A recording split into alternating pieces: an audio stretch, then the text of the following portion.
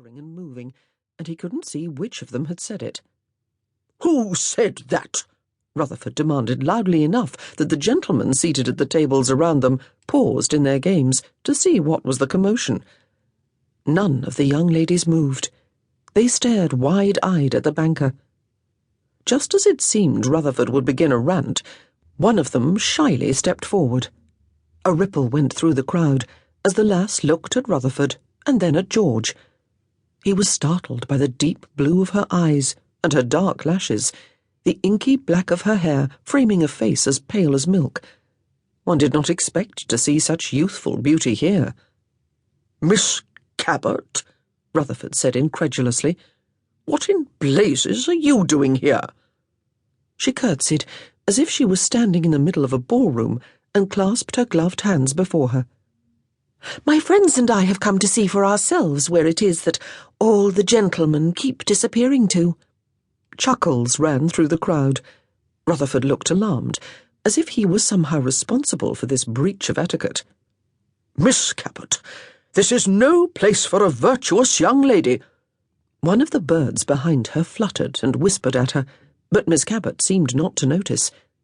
"Pardon, sir, but I don't understand how a place can be quite all right for a virtuous man, yet not for a virtuous woman." George couldn't help but laugh.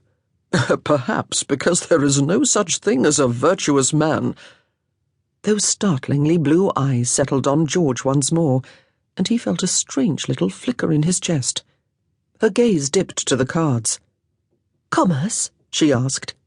"Yes," George said, impressed that she recognized it. "If you desire to play, miss, then bloody well do it." Now all the blood had drained from Rutherford's face, and George was somewhat amused that he looked close to fainting.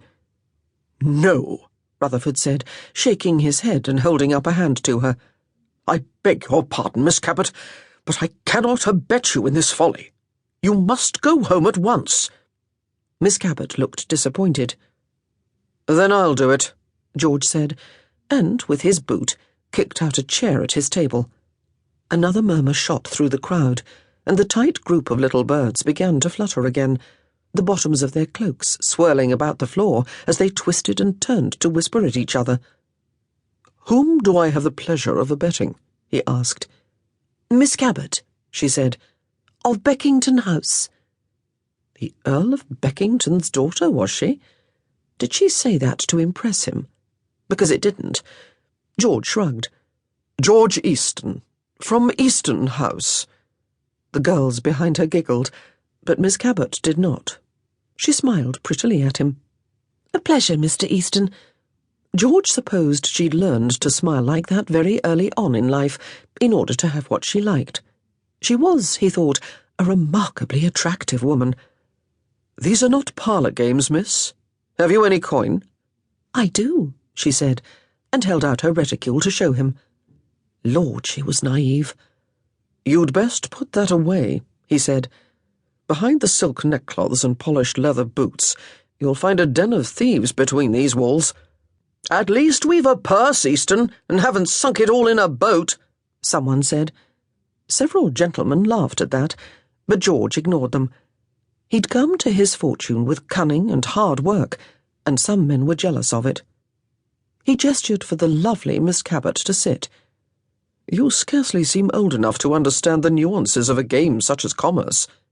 "No?" she asked, one brow arching above the other, as she gracefully took a seat in the chair that a man held out for her.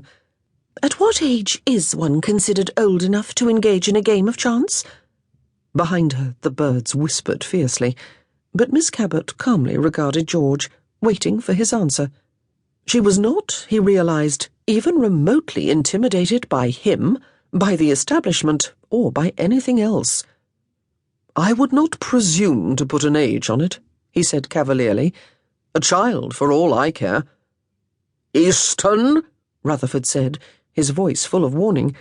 But George Easton did not play by the same rules as the titled men here, and Rutherford knew it. This would be diverting. George had no objection to passing an hour or so with a woman. Anyone in London would attest to that, particularly one as comely as this one. "Are you prepared to lose all the coins you've brought?"